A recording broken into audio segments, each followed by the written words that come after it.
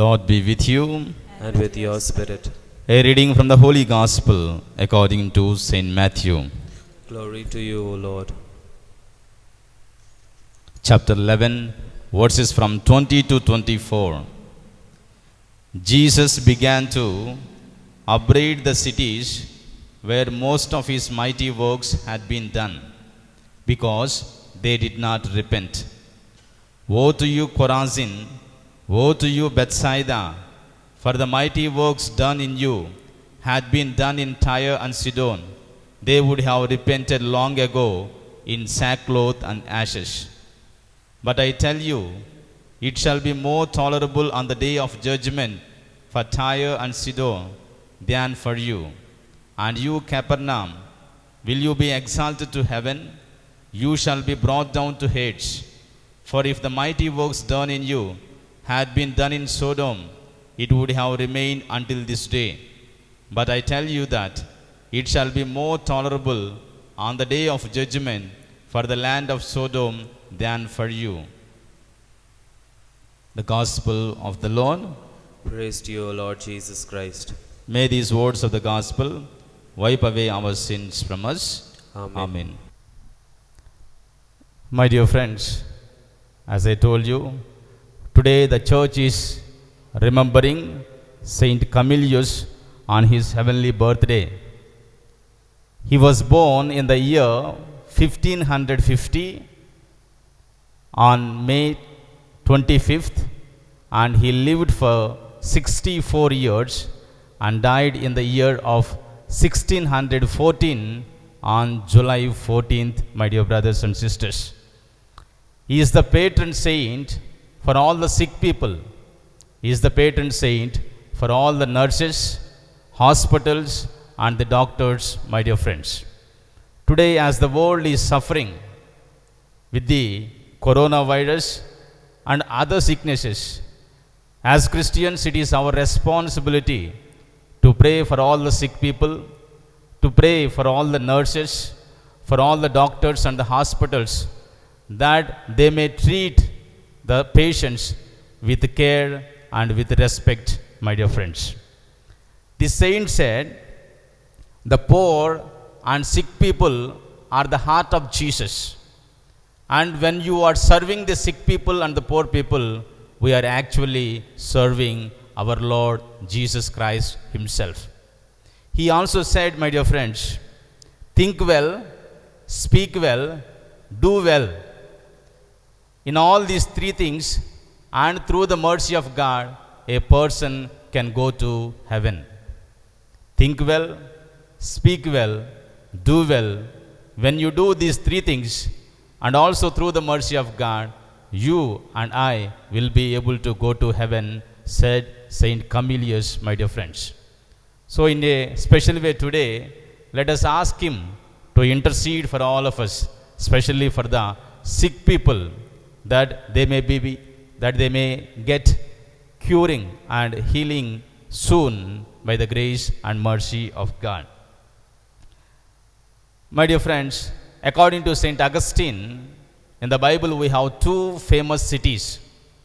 The first one is the city of Jerusalem, and the second city is the city of Babylon. The city of Jerusalem, my dear friends, is the city of God.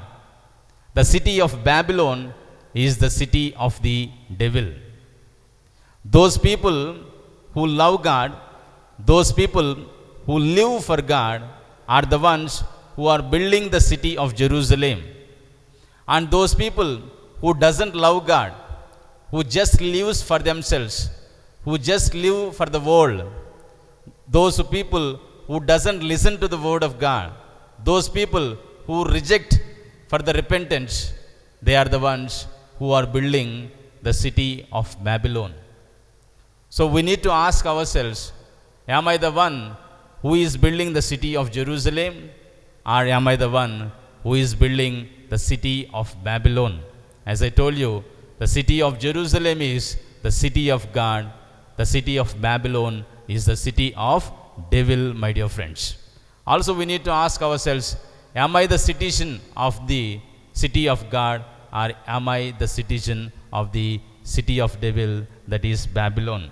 In today's gospel, we hear the announcement of impending doom on certain cities like woe to you, Chorazin, woe to you, Bethsaida, and woe to you, Capernaum, my dear friends. Once a thief was caught and he was kept in prison for 3 years. After 3 years of his punishment, on the day of his release, the officer called him and said, "Sorry."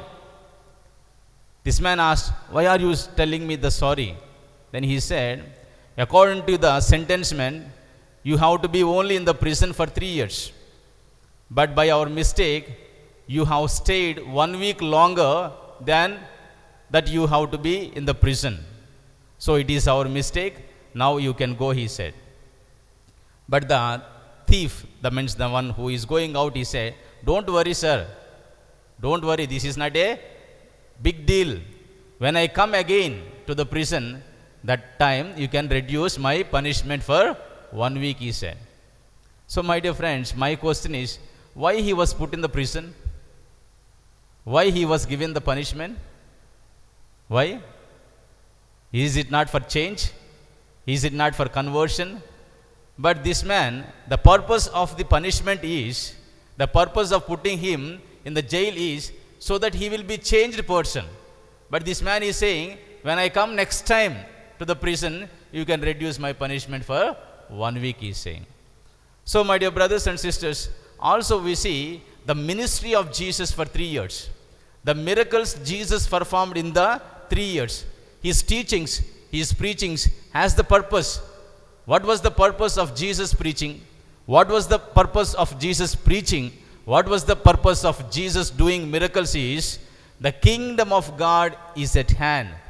Repent and believe. We are also most of the time like this thief. We enjoy his teachings. We enjoy his preachings. And we are very happy and delighted that we get the blessings from him. But oftentimes we also reject to repent. We are not the persons that who would like to change in our lives, my dear friends. The people of Chorazin were glad to listen to Jesus. They were delighted to be healed by him, and they were pleased to be fed by the multiplication of the bread, my dear friends. So also in our lives, maybe we are like the people of Chorazin. Maybe we are like the people of Bethsaida and Capernaum, those who do not recognize the presence of Jesus in our lives, those who do not respond to the word of God, those who reject to repent for our sins, my dear brothers and sisters. Jesus says, those miracles that had been performed in you had been performed in Tyre and Sidon and Sodom. They would have repented long back in sackcloth and ashes, and they would have remained until to this day, my dear friends. In the Gospel of Matthew, in the Gospel of Mark and Luke, we have so many parables. If you count the parables which were told by Jesus, altogether there will be 39 parables. And among those 39 parables, some popular ones are there. Some popular ones are the lost sheep, the lost coin, and the lost son are the prodigal sons. So if you reflect more deeply into this, the lost sheep, the lost coin, and the prodigal son, there is one common thing. What is that common thing? Lost. They are all lost. If you see the lost sheep, the sheep is lost. On what reason? The sheep is lost. As I was telling, I think before 3-4 days, sheep is an animal which doesn't know how to fight. Sheep is an animal which doesn't know how to flight. Sheep is totally dependent on the shepherd. Without shepherd, the sheep cannot live. The sheep is a stupid animal, very ignorant, very innocent, doesn't have a common sense. Now, how the sheep is lost? The sheep is lost because of its ignorance, because of its innocence, because of its stupidity. Now the coin is also lost. How the coin is lost? Now suppose I have 10 rupees. Will it go by itself? Does it have legs to walk and go away? No. I have to lose it. So the coin is lost because of the mistake of somebody. It cannot be missed out. Somebody have to lose it. And when we reflect about the prodigal son, the younger son, he was also lost, but he lost purposely. He knows what is right. He knows what is not right. Knowingly, deliberately, he went away from his father. Also we have elder son. He is also lost. In the Bible it is also said, actually it is not the prodigal son, it is the prodigal sons. Both of them are lost. Younger son is lost and also the elder son is lost. But unfortunately he is not aware of that he is lost. Younger son is lost and the elder son is lost. So also, my dear friends, we are also lost. Some of us are lost maybe because of our stupidity, maybe because of our ignorance and innocence, like the lost sheep. Some of us are like the lost coin. It is not our mistake. Because of the mistake of others, we are lost. We went away from God. Maybe some of us are like the younger son who went away from the father deliberately by his own choice. Maybe we are also lost like the younger son. Some of us are lost like the elder son. Unfortunately, we are all lost, but we are not aware of it. We think we are still with God. We think we are still part of the church, but long back we are lost, my dear friends. So the common thing is all the human beings are lost. Either you are lost like the sheep, or maybe like the coin, or maybe like the younger son, or maybe like the elder son. So the bad news is we are all sinners. But the good news is we have the Savior.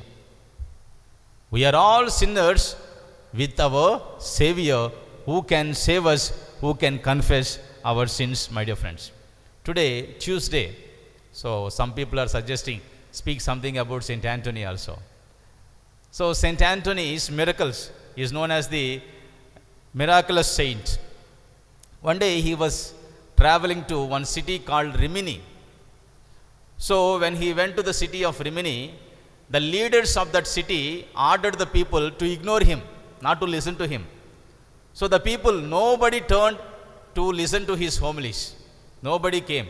So he was praying and reflecting what had happened as he was walking along. And he reached the seashore, and there he was saying, "You fish of the river and sea, listen to the word of God, because these people, these heretics, rejected to listen to the word of God." And as soon as he started to preach the word of God, suddenly there were thousands of fish neatly arranged in row, all pushing their heads through the surface of the water as if they were waiting only to listen every word of Saint Anthony's. So when the people of Rimini watched this miracle, the fish was listening to Saint Anthony. They were all gathered together and they heard his preaching and they got converted, they got repented, and they returned to the church, my dear friends. The people of Rimini was not like Chorazin. The people of Rimini was not like Bethsaida, was not like Capernaum. In these three cities, Jesus had performed so many miracles. He did many miracles, he preached them, he taught to them, but they were not able to respond to him properly. They did not repent of their sins, my dear friends. How are we? Are we like the people of Rimini who listen to the word of God and respond and recognize the presence of Jesus and repent for our sins? You know, Saint Jerome was the one who translated the books, the Bibles. Once Christmas celebration was going on, he went to Bethlehem to attend the Christmas functions. So Jesus appeared to him and said, "Jerome, my birthday is going to come now. So, what are you going to give me as the gift? He asked. Then Jerome said, what do you want, Lord? I was working on the translations for 35 long years. Do you want me to offer all my translations, to offer all my works to you? Then Jesus said, no, I don't want them. Then he asked, what do you want, Lord? Do you want me to fast for 1 week? Jesus said, no, I don't want. Do you want me to give alms to the poor people? Jesus said, I don't want. Then Jerome said, Lord, what do you want? Then Jesus asked, Jerome, will you give me whatever I ask of you? He said, surely, Lord, whatever you ask, I am going to give to you. Then Jesus said, Jerome, Jerome, on my Christmas day, why can't you offer me all your sins? What he asked? Why don't you offer me all your sinful life, all your sins? That time, Jerome realized that he is the sinner. He offered all his sins, and a priest, a simple priest, became Saint Jerome, my dear friends. We are all sinners.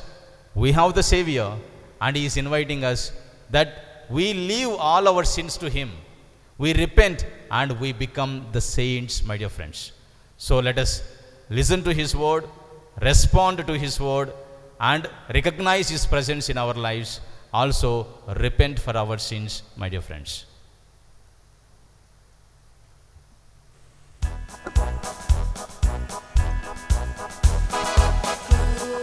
Mass is ended.